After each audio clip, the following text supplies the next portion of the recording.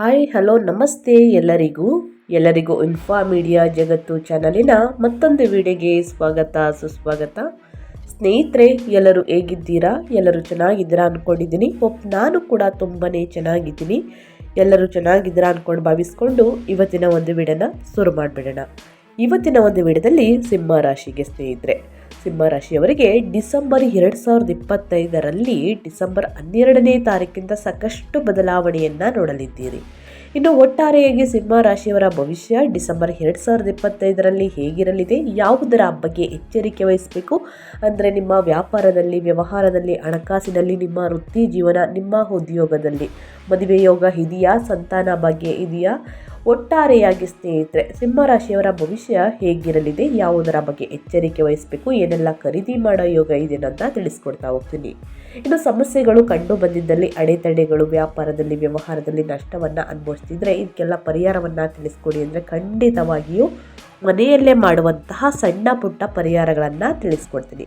ಇದನ್ನೆಲ್ಲ ತಿಳ್ಕೋಬೇಕು, ಸಣ್ಣ ಪುಟ್ಟ ಪರಿಹಾರಗಳನ್ನು ಫಾಲೋ ಮಾಡಬೇಕು ಅಂದರೆ ಎಲ್ಲೂ ಕೂಡ ವಿಡನ್ನ ಸ್ಕಿಪ್ ಮಾಡಬಾರ್ದು. ಅಂದರೆ ವಿಡನ್ನ ಕಟ್ ಮಾಡಿ ಓಡಿಸ್ಕೊಂಡೋಗಿ ನೋಡ್ತೀರಾ, ಇದು ಫುಲ್ ಇನ್ಫಾರ್ಮೇಷನ್ ಅರ್ಥ ಆಗಲ್ಲ. ಸೊ ಹಾಗಾಗಿ ಎಲ್ಲ ವಿಡಿಯೋದಲ್ಲೂ ತಿಳಿಸ್ತಾ ಇರ್ತೀನಿ. ಮೊದಲಿಂದ ಕೊನೆ ತನಕ ವಿಡನ್ನ ವಾಚ್ ಮಾಡಿ. ವಿಡಿಯೋದಲ್ಲಿ ಒಳ್ಳೆ ಮಾಹಿತಿ ಸಿಕ್ಕಿದ್ದಲ್ಲಿ ತಪ್ಪದೆ ವಿಡಿಯೋಗೊಂದು ಲೈಕ್ ಕೊಟ್ಟು, ಇನ್ನು ನನ್ನ ಚಾನಲ್ನ ಸಬ್ಸ್ಕ್ರೈಬ್ ಮಾಡ್ಕೊಳ್ಳೋದನ್ನೇ ನೋಡ್ತಿದ್ರೆ ದಯವಿಟ್ಟು ಇನ್ಫಾ ಮೀಡಿಯಾಗೆ ಸಬ್ಸ್ಕ್ರೈಬ್ ಆಗಿ ನಿಮ್ಮ ಅಭಿಪ್ರಾಯಗಳನ್ನು ಕಮೆಂಟ್ ಬಾಕ್ಸಲ್ಲಿ ತಿಳಿಸಿ. ಓಂ ನಮಃ ಶಿವಾಯ ಅಂತ ಕಮೆಂಟ್ ಮಾಡಿ. ಶಿವನ ಅನುಗ್ರಹದಿಂದ ನಿಮ್ಮ ಜೀವನದಲ್ಲಿ ಎಷ್ಟೇ ದೊಡ್ಡ ಮಟ್ಟದಲ್ಲಿ ಸಮಸ್ಯೆಗಳಿದ್ರೂ ಕೂಡ ಅವೆಲ್ಲವೂ ಸಂಪೂರ್ಣವಾಗಿ ನಿವಾರಣೆಯಾಗಲಿ ಅಂತ ಕೇಳ್ಕೊತಾ ವಿಡಿಯೋನ ಸ್ಟಾರ್ಟ್ ಮಾಡಿಬಿಡೋಣ ಸ್ನೇಹಿತರೆ. ಹೌದು, ಸಿಂಹರಾಶಿಗೆ ಗ್ರಹ ಸ್ಥಿತಿಗಳು ಈ ತಿಂಗಳು ಹೀಗಿರಲಿದೆ ಅಂತಲೇ ಹೇಳಬಹುದು. ಗ್ರಹಗಳ ಸಂಚಾರ ಮತ್ತು ಗ್ರಹಗಳ ಸ್ಥಾನ ಬದಲಾವಣೆಯಿಂದ ನಿಮ್ಮ ಜೀವನದಲ್ಲಿ ಸಾಕಷ್ಟು ಏರುಪೇರುಗಳನ್ನು ನೋಡಲಿದ್ದೀರಿ. ಮೊದಲನೇದಾಗಿ ಶನಿ ಮತ್ತು ಗುರುಬಲ ಚೆನ್ನಾಗಿದ್ದರೆ ಮುಂದಿನ ದಿನಗಳು ಉತ್ತಮ ದಿನಗಳು ಎಂದು ಸ್ನೇಹಿತರೆ ಜ್ಯೋತಿಷ್ಯವರು ತಿಳಿಸ್ತಾ ಇರ್ತಾರೆ. ಅದೇ ರೀತಿ ನಾನು ಕೂಡ ತಿಳಿಸ್ಕೊಡ್ತಾ ಇದ್ದೀನಿ. ಗುರು ಕರ್ಕಟಕದಲ್ಲಿ 12ನೇ ಮನೆಯಿಂದ ಮಿಥುನ ರಾಶಿಗೆ 11ನೇ ಮನೆಗೆ ಡಿಸೆಂಬರ್ 5ರಂದು ಸಂಚಾರವನ್ನು ಮಾಡಲಿದ್ದಾರೆ. ಇನ್ನು ಶನಿ ಮೀನದಲ್ಲಿ 8ನೇ ಮನೆಯಿಂದ ಅಂದರೆ ಅಷ್ಟಮ ಶನಿ ಅಂತಲೇ ಹೇಳಬಹುದು ತಿಂಗಳವಿಡೀ ಇರಲಿದ್ದಾರೆ. ಇನ್ನು ರಾಹು ಕುಂಭದಲ್ಲಿ 7ನೇ ಮನೆಯಲ್ಲಿ ತಿಂಗಳವಿಡೀ, ಕೇತು ಸಿಂಹದಲ್ಲಿ 1ನೇ ಮನೆಯಲ್ಲಿ ತಿಂಗಳವಿಡೀ. ಇದು ಗ್ರಹಗಳ ಸಂಚಾರ ಮತ್ತು ಗ್ರಹಗಳ ಸ್ಥಾನ ಬದಲಾವಣೆ ಆಯಿತು ಸ್ನೇಹಿತರೆ. ಅದೇ ರೀತಿ ಸಿಂಹ ರಾಶಿಯವರಿಗೆ ಮಾಸಿಕ ರಾಶಿ ಭವಿಷ್ಯ ಡಿಸೆಂಬರ್ 2025ರಲ್ಲಿ 12ನೇ ತಾರೀಕಿಂದ ಸ್ನೇಹಿತರೆ ಸಾಕಷ್ಟು ಬದಲಾವಣೆಯನ್ನು ಗ್ರಹಗಳ ಸಂಚಾರದಿಂದ ನೋಡಲಿದ್ದೀರಿ. ಈ ಕಾರಣದಿಂದ ಒಟ್ಟಾರೆಯಾಗಿ ಸಿಂಹ ರಾಶಿಯವರು ಏನೆಲ್ಲ ಫಲಿತಾಂಶವನ್ನು ನೋಡಲಿದ್ದೀರಿ ಅಂದರೆ ಸ್ನೇಹಿತರೆ, 5ನೇ ಮನೆಯಲ್ಲಿ ಕುಜ ಮತ್ತು ಶುಕ್ರನ ಸಂಚಾರ ಇರುವುದರಿಂದ ಸಂತಾನ, ವಿದ್ಯಾಸ್ಥಾನ ಮತ್ತು ಸ್ನೇಹಿತರೆ ಸೃಜನಶೀಲತೆ, ಪ್ರೇಮ ವ್ಯವಹಾರಗಳು ಮತ್ತು ಸಂತಾನಕ್ಕೆ ಸಂಬಂಧಿಸಿದಂತೆ ಶುಭ ಸುದ್ದಿಗಳು ಸಿಗಲಿವೆ ಈ ತಿಂಗಳಲ್ಲಿ. ಅದಿಯಾಗೋ 8ನೇ ಮನೆಯಲ್ಲಿ ಶನಿ ಅಂದರೆ ಅಷ್ಟಮ ಶನಿ ಮತ್ತು 1ನೇ ಮನೆಯಲ್ಲಿ ಕೇತು ಇರುವುದರಿಂದ ನಿಮ್ಮ ಆರೋಗ್ಯ ಮತ್ತು ಪಾಲುದಾರಿಕೆಗಳ ವಿಷಯದಲ್ಲಿ ಬಹಳಷ್ಟು ಎಚ್ಚರಿಕೆ ವಹಿಸುವುದು ಅಗತ್ಯ. ಸಿಂಹ ರಾಶಿಯವರಿಗೆ ಡಿಸೆಂಬರ್ 2025 ಬಹಳ ಅನುಕೂಲಕರವಾಗಿರುತ್ತದೆ. ವಿಶೇಷವಾಗಿ ಡಿಸೆಂಬರ್ 12ರಿಂದ ಸ್ನೇಹಿತರೆ ಸಾಕಷ್ಟು ಬದಲಾವಣೆ. ಯಾಕಂದರೆ 5ನೇ ತಾರೀಕು ಗುರು ಸಂಚಾರ 11ನೇ ಮನೆಗೆ ಲಾಭದ ಸ್ಥಾನಕ್ಕೆ ಬದಲಾಗುವುದು ಆರ್ಥಿಕವಾಗಿ ಮತ್ತು ಸಾಮಾಜಿಕವಾಗಿ ದೊಡ್ಡ ಮಟ್ಟದ ಬದಲಾವಣೆಯನ್ನು ತರಲಿದೆ. ಸ್ನೇಹಿತರ ಬೆಂಬಲ ಸಿಗಲಿದೆ ಅಂತಲೇ ಹೇಳಬಹುದು. ತಿಂಗಳ ದ್ವಿತೀಯಾರ್ಧದಲ್ಲಿ ಕುಜನ ಸಂಚಾರ ಮತ್ತು ಶುಕ್ರನ ಸಂಚಾರದಿಂದ ಸ್ನೇಹಿತರೆ ಸಂತಾನ ಭಾಗ್ಯ ಸಿಗಲಿದೆ, ವಿದ್ಯಾಸ್ಥಾನ ಅಂತಲೇ ಹೇಳಬಹುದು. ಹಾಗಿದ್ರೆ ಒಂದೊಂದಾಗಿ ತಿಳಿಸ್ಕೊಡ್ತಾ ಹೋಗ್ತೀನಿ. ಮೊದಲನೇದಾಗಿ ವೃತ್ತಿ ಜೀವನದ ಬಗ್ಗೆ ಹೇಳೋದಾದರೆ ಏನೆಲ್ಲ ಬದಲಾವಣೆಯನ್ನು ನಿಮ್ಮ ವೃತ್ತಿಯಲ್ಲಿ ನೋಡಲಿದ್ದೀರಿ ಅಂದರೆ, ಈ ತಿಂಗಳು ಉದ್ಯೋಗಿಗಳಿಗೆ ಸಕಾರಾತ್ಮಕ ಫಲಿತಾಂಶಗಳನ್ನು ನೀಡುತ್ತದೆ. 11ನೇ ಮನೆಯಲ್ಲಿರುವಂತಹ ಗುರುವಿನ ಸಂಚಾರದಿಂದ ಮೇಲಧಿಕಾರಿಗಳ ಪ್ರಶಂಸೆ ಲಭಿಸುತ್ತದೆ. ಬಡ್ತಿ ಅಥವಾ ಇನ್ಕ್ರಿಮೆಂಟ್ಗಾಗಿ ಕಾಯುತ್ತಿರುವವರಿಗೆ ಇದು ಒಳ್ಳೆಯ ಸಮಯ ಅಂತಲೇ ಹೇಳಬಹುದು. ತಿಂಗಳ ಆರಂಭದಲ್ಲಿ ಡಿಸೆಂಬರ್ 16ರವರೆಗೆ ರವಿ 4ನೇ ಮನೆಯಲ್ಲಿ ಇರುವುದರಿಂದ ಕೆಲಸದ ಒತ್ತಡ ಸ್ವಲ್ಪ ಇರುತ್ತದೆ. ಆದರೆ ಡಿಸೆಂಬರ್ 16ರ ನಂತರ 5ನೇ ಮನೆಗೆ ಬದಲಾದಾಗ ಪರಿಸ್ಥಿತಿ ಸುಧಾರಿಸುತ್ತದೆ ಅಂತಲೇ ಹೇಳಬಹುದು. ಇನ್ನು ಸೃಜನಶೀಲ ಕ್ಷೇತ್ರಗಳಲ್ಲಿ ಅಂದರೆ ಮಾಧ್ಯಮ, ಕಲೆ, ಡಿಸೈನಿಂಗ್ ಇರುವವರಿಗೆ ಈ ತಿಂಗಳು ಅದ್ಭುತವಾಗಿರುತ್ತದೆ. ಆದರೆ ಅಷ್ಟಮ ಶನಿಯ ಪ್ರಭಾವದಿಂದ ಕೆಲಸಗಳಲ್ಲಿ ಸಣ್ಣ ಪುಟ್ಟ ಅಡೆತಡೆಗಳು ವಿಳಂಬಗಳಾಗುವ ಸಾಧ್ಯತೆ ಇದೆ. ಕೆಲಸದಲ್ಲಿ ಯೋಜನೆಗಳಲ್ಲಿ ಮಂದಾಗತಿ ಅಂತಲೇ ಹೇಳ್ಬೋದು, ನಿಧಾನವಾಗಿ ಆಗಲಿದೆ. ಆದ್ದರಿಂದ ಆದಷ್ಟು ತಾಳ್ಮೆಯಿಂದ ಇರಬೇಕಾಗುತ್ತದೆ ಸಿಂಹರಾಶಿಯವರು. ಮೇಯ್ನಾಗಿ ತಾಳ್ಮೆ ಅವಶ್ಯಕ ಸ್ನೇಹಿತರೆ, ಕೆಲಸದಲ್ಲಿ ಮತ್ತು ನಿಮ್ಮ ವೃತ್ತಿ ಜೀವನದಲ್ಲಿ. ಇನ್ನು ಹೊಸದಾಗಿ ಉದ್ಯೋಗವನ್ನು ಶುರು ಮಾಡಬೇಕು ಅಂದರೆ ಸ್ನೇಹಿತರೆ ದ್ವಿತೀಯಾರ್ಧದಲ್ಲಿ ಬೆಟರ್ ಇದೆ, ಮಾಡಬಹುದು. ಇನ್ನು ನಿಮ್ಮ ಹಣಕಾಸಿನ ಬಗ್ಗೆ ಹೇಳೋದಾದರೆ ಏನೆಲ್ಲ ಬದಲಾವಣೆಯನ್ನು ನೋಡಲಿದ್ದೀರಿ? ಈ ತಿಂಗಳು ಆದಾಯ ಇದೆಯಾ, ಲಾಭ ಇದೆಯಾ, ಹೂಡಿಕೆಯನ್ನು ಮಾಡಬಹುದಾ, ಖರ್ಚುಗಳು ಎಷ್ಟಿದೆ ಅನ್ನೋದಾದರೆ ಮೊದಲನೇದಾಗಿ ಖರ್ಚುಗಳ ಬಗ್ಗೆನೇ ತಿಳಿಸ್ಕೊಟ್ಬಿಡ್ತೀನಿ. ಖರ್ಚು ಹೇಗಿರಲಿದೆ ಅಂದರೆ ಮಕ್ಕಳ ವಿದ್ಯಾಭ್ಯಾಸಕ್ಕಾಗಿ ಅಥವಾ ಶುಭ ಕಾರ್ಯಗಳಿಗಾಗಿ ಖರ್ಚು ಮಾಡಲಿದ್ದೀರಿ. ನಿಮ್ಮ ಆರೋಗ್ಯಕ್ಕೆ ಸಂಬಂಧಪಟ್ಟಂಥ ಸಮಸ್ಯೆಗಳಿಂದ ಹಣವನ್ನು ಖರ್ಚು ಮಾಡಲಿದ್ದೀರಿ ಸ್ನೇಹಿತರೆ ಈ ತಿಂಗಳು. ಆದರೆ ಅನಗತ್ಯ ಖರ್ಚುಗಳಿಂದ ಆದಷ್ಟು ದೂರವಿದ್ದರೆ ಒಳಿತು. ಯಾಕಂದರೆ ಮುಂದಿನ ದಿನಗಳಲ್ಲಿ ಹಣಕಾಸಿನ ಪ್ರಾಬ್ಲಮ್ ಎದುರಾಗಬಾರ್ದು ಅಂದರೆ ಸ್ನೇಹಿತರೆ ಇಂದಿನ ದಿನ ನಾವು ಎಷ್ಟು ಖರ್ಚು ಮಾಡ್ತಾ ಇದ್ದೀವಿ ಅನ್ನೋದು ಬಹಳ ಮುಖ್ಯವಾಗುತ್ತದೆ. ಸೊ ಹಾಗಾಗಿ ಸ್ವಲ್ಪ ಸೇವಿಂಗ್ಸ್ ಅನ್ನೋದು ಬಹಳ ಮುಖ್ಯ. ಅದು ಸ್ವಲ್ಪ ಮಟ್ಟಿಗಾದರೂ ಸ್ನೇಹಿತರೆ ಸೇವಿಂಗ್ಸ್ ಅನ್ನೋದನ್ನ ಮಾಡಿ ಇಡಬೇಕಾಗುತ್ತದೆ. ಇನ್ನು ಹೂಡಿಕೆಗಳ ಬಗ್ಗೆ ಹೇಳೋದಾದರೆ ಹೊಸದಾಗಿ ಹೂಡಿಕೆಗಳಿಗೆ ಇದು ಸೂಕ್ತ ಸಮಯವಾಗಿದೆ. ಸೊ ಹಾಗಾಗಿ ಯಾರೆಲ್ಲ ಹೂಡಿಕೆಯನ್ನು ಮಾಡಬೇಕು ಅಂದ್ಕೊಂಡಿದ್ದೀರಾ ಸಿಂಹರಾಶಿಯವರು ದಯವಿಟ್ಟು ಹೂಡಿಕೆಯನ್ನು ಮಾಡಿ. ಇನ್ನು ಲಾಭಗಳ ಬಗ್ಗೆ ಹೇಳೋದಾದರೆ ಷೇರು ಮಾರುಕಟ್ಟೆ ಅಥವಾ ಸ್ನೇಹಿತರೆ ಸ್ಪೆಕ್ಯುಲೇಷನ್ ಮೂಲಕ ಲಾಭ ಬರುವ ಸಾಧ್ಯತೆ ಇದೆ. 5ನೇ ಮನೆಯಲ್ಲಿ ಗ್ರಹಗಳ ಸಂಚಾರದಿಂದ, ಆದರೆ ಅಷ್ಟಮ ಶನಿ ಇರುವುದರಿಂದ ಅತಿಯಾದ ರಿಸ್ಕ್ ತೆಗೆದುಕೊಳ್ಳದಿರುವುದು ಒಳ್ಳೆಯದು. ಇದು ನಿಮ್ಮ ಆರೋಗ್ಯದಲ್ಲಿ ಎಫೆಕ್ಟ್ ಬೀಳಲಿದೆ ಸ್ನೇಹಿತರೆ. ಒಟ್ಟಾರೆಯಾಗಿ ಹೇಳಬೇಕು ಅಂದರೆ ಆರ್ಥಿಕವಾಗಿ ಈ ತಿಂಗಳು ಬಹಳ ಉತ್ತಮವಾಗಿರುತ್ತದೆ. ಗುರು ಲಾಭ ಸ್ಥಾನಕ್ಕೆ ಬರುವುದರಿಂದ ಆದಾಯದ ಮೂಲಗಳು ಹೆಚ್ಚಾಗುತ್ತವೆ. ಹಳೆಯ ಸಾಲಗಳು ಅಥವಾ ಬಾಕಿ ಹಣ ವಸೂಲಿಯಾಗುತ್ತದೆ. ಸ್ನೇಹಿತರು ಅಥವಾ ಹಿರಿಯರ ಸಹಾಯದಿಂದ ಆರ್ಥಿಕ ಸಮಸ್ಯೆಗಳು ಬಗೆಹರಿಯುತ್ತವೆ ಅಂತಲೇ ಹೇಳಬಹುದು.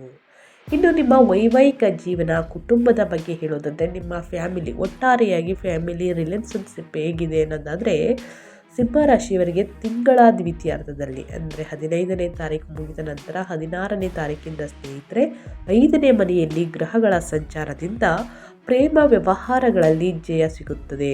ಸಂತಾನಕ್ಕಾಗಿ ಎದುರು ನೋಡುತ್ತಿರುವಂತಹ ದಂಪತಿಗಳಿಗೆ ಸ್ನೇಹಿತರೆ ಸಿಹಿ ಸುದ್ದಿ ಸಿಗಲಿದೆ. ತುಂಬ ವರ್ಷ ಆಗಿರುತ್ತೆ ಸ್ನೇಹಿತರೆ ಮದುವೆಯಾಗಿ, ಆದರೆ ಮಕ್ಕಳಾಗಿರಲ್ಲ. ಅಂಥವರಿಗೆ ಈ ತಿಂಗಳಿಂದ ಸಿಹಿ ಸುದ್ದಿ ಸಿಗಲಿದೆ ಸ್ನೇಹಿತರೆ. ಇನ್ನು ಯಾರಿಗೆ ಇನ್ನೂ ಮದುವೆಯಾಗಿಲ್ಲ ಅಂಥವರಿಗೂ ಕೂಡ ಮದುವೆ ಪ್ರಸ್ತಾಪಗಳು ಬರಲಿದೆ. ಆದರೆ 7ನೇ ಮನೆಯಲ್ಲಿ ರಾಹು ಇರುವುದರಿಂದ ನಿಮ್ಮ ಜೀವನ ಸಂಗಾತಿಯೊಂದಿಗೆ ಸಣ್ಣ ಪುಟ್ಟ ಮನಸ್ತಾಪಗಳು, ಕೋಪ, ಜಗಳ ಬರಬಹುದು.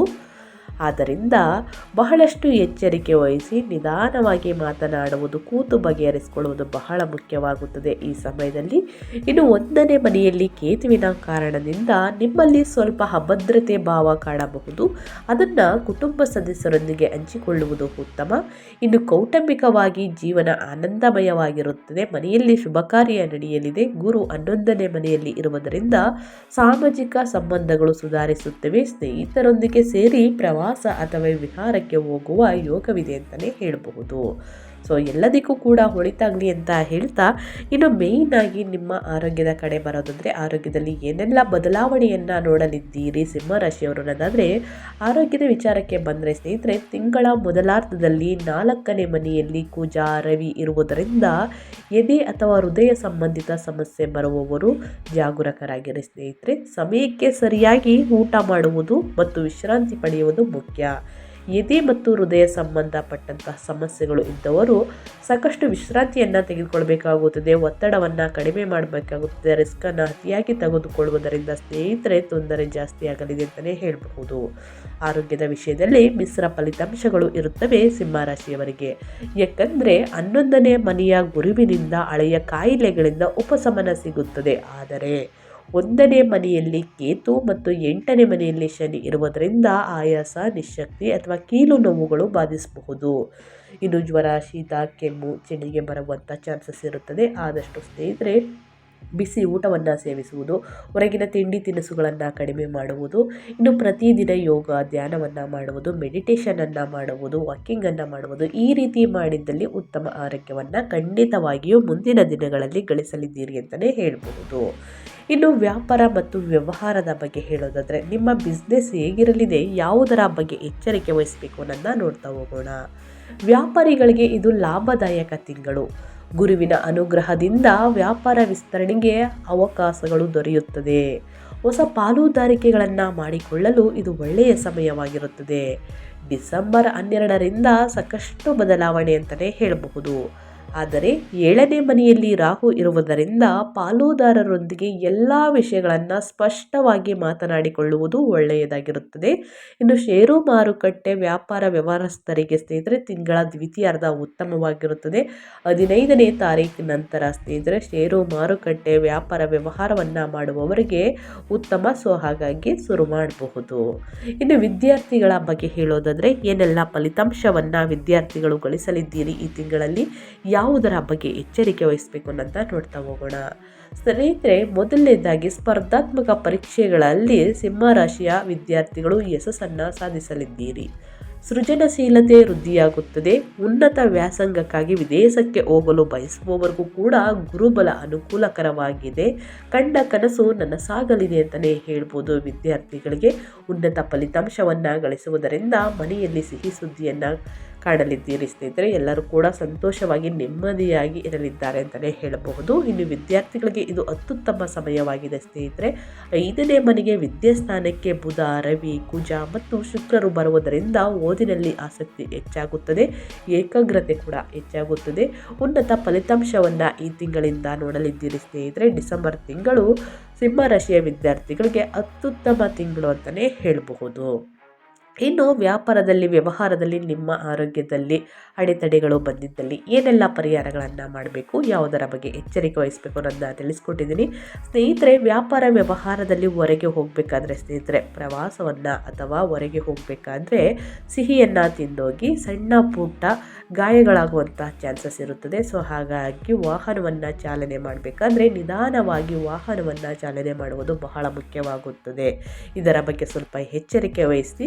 ಇದೆಲ್ಲ ಸಂಪೂರ್ಣವಾಗಿ ನಿವಾರಣೆಯಾಗಬೇಕು ಅಂದರೆ ಖಂಡಿತವಾಗಿಯೂ ಪರಿಹಾರವನ್ನು ಮಾಡಬೇಕು. ಈ ಪರಿಹಾರವನ್ನು ತಿಳಿಸ್ಕೊಡ್ತೀನಿ, ತಪ್ಪದೇ ಮಾಡಿ. ಈ ತಿಂಗಳು ಅನುಸರಿಸಬೇಕಾದ ಪರಿಹಾರದ ಕ್ರಮಗಳ ಬಗ್ಗೆ ಹೇಳೋದಾದರೆ ಶನಿ ದೋಷ ನಿವಾರಣೆ. ಅಷ್ಟಮ ಶನಿಯ ಪ್ರಭಾವವನ್ನು ತಗ್ಗಿಸಲು ಶನಿವಾರದಂದು ಹನುಮಾನ್ ಚಾಲಿಸವನ್ನು ಪಠಿಸಬೇಕು ಅಥವಾ ಶನೇಶ್ವರನಿಗೆ ತೈಲಾಭಿಷೇಕವನ್ನು ಮಾಡಿಸಬೇಕು. ಈ ರೀತಿ ಮಾಡುವುದರಿಂದ ಅಪಘಾತಗಳು ಕಡಿಮೆಯಾಗಲಿದೆ ಅಂತಲೇ ಹೇಳ್ಬೋದು, ಸಂಪೂರ್ಣವಾಗಿ ನಿವಾರಣೆಯಾಗಲಿದೆ. ಸೊ ಹಾಗಾಗಿ ಪ್ರತಿ ಶನಿವಾರ ಅಥವಾ ಶನಿವಾರದಂದು ತಪ್ಪದೆ ಮಾಡಿ. ಇನ್ನು ಕೇತುವಿನ ಪರಿಹಾರ. ಗಣಪತಿಯನ್ನು ಪೂಜಿಸುವುದರಿಂದ ಮಾನಸಿಕ ಶಾಂತಿ ಲಭಿಸುತ್ತದೆ. ಇನ್ನು ಬಡವರಿಗೆ ಮತ್ತು ನಿರ್ಗತಿಕರಿಗೆ ಸ್ನೇಹಿತರೆ, ಬಡ ವಿದ್ಯಾರ್ಥಿಗಳಿಗೆ ಪುಸ್ತಕಗಳನ್ನು ದಾನ ಮಾಡಿ, ಲೇಖನಿಗಳನ್ನು ದಾನ ಮಾಡಿ ವಿದ್ಯಾಭಿವೃದ್ಧಿಯಾಗುತ್ತದೆ. ಇದರ ಜೊತೆಗೆ ಬಡವರಿಗೆ ಮತ್ತು ನಿರ್ಗತಿಕರಿಗೆ ಹಣ್ಣು ಹಂಪಲುಗಳನ್ನು ವಿತರಿಸಿ ನಿಮ್ಮ ಕೈಯಲ್ಲಾದಷ್ಟು ಹಣ ಸಹಾಯವನ್ನು ಮಾಡಿ. ಇನ್ನು ಸೂರ್ಯ ದೇವರಿಗೆ ಸ್ನೇಹಿತರೆ ಸೂರ್ಯ ನಮಸ್ಕಾರವನ್ನು ಮಾಡಿ. ಸ್ನೇಹಿತರೆ, ಉತ್ತಮ ಆರೋಗ್ಯ ಮತ್ತು ಆತ್ಮವಿಶ್ವಾಸಕ್ಕಾಗಿ ಪ್ರತಿದಿನ ಸೂರ್ಯ ನಮಸ್ಕಾರವನ್ನು ಮಾಡಿ. ಈ ರೀತಿ ಮಾಡಿದ್ದಲ್ಲಿ ಈ ತಿಂಗಳಲ್ಲಿ ಮತ್ತಷ್ಟು ಶುಭ ಫಲಗಳನ್ನು ನೋಡಲಿದ್ದೀರಿ. ತಪ್ಪದೆ ಮಾಡಿ ಅಂತ ಹೇಳ್ತಾ ನಾನು ವಿಡಿಯೋನ ಎಂಡ್ ಮಾಡ್ತಾ ಇದ್ದೀನಿ. ಇವತ್ತಿನ ಒಂದು ವಿಡಿಯೋದಲ್ಲಿ ಒಳ್ಳೆಯ ಮಾಹಿತಿ ಸಿಕ್ಕಿದ್ದಲ್ಲಿ, ಈ ವಿಡಿಯೋ ಯೂಸ್ಫುಲ್ ಅನಿಸಿದ್ದಲ್ಲಿ ವಿಡಿಯೋಗೆ ಲೈಕ್ ಮಾಡಿ. ಇನ್ನೂ ನನ್ನ ಚಾನಲ್ನ ಸಬ್ಸ್ಕ್ರೈಬ್ ಮಾಡ್ಕೊಂಡಿಲ್ಲ ಅಂದರೆ ಇನ್ಫೋ ಮೀಡಿಯಾಗೆ ಸಬ್ಸ್ಕ್ರೈಬ್ ಆಗಿ ನಿಮ್ಮ ಅಭಿಪ್ರಾಯವನ್ನು ಕಮೆಂಟ್ ಬಾಕ್ಸಲ್ಲಿ ತಿಳಿಸಿ. ಯಾರೆಲ್ಲ ಸಬ್ಸ್ಕ್ರೈಬ್ ಮಾಡಿಕೊಂಡು ಪ್ರತಿನಿತ್ಯ ವಿಡಿಯೋ ವಾಚ್ ಮಾಡ್ತಿದ್ದೀರಾ ಅಂಥವ್ರಿಗೆ ಥ್ಯಾಂಕ್ ಯು ಸೋ ಮಚ್ ಅಂತ ಹೇಳ್ತಾ ಮತ್ತೊಂದು ವಿಡಿಯೋದಲ್ಲಿ ಸಿಗ್ತೀನಿ. Thank you for watching.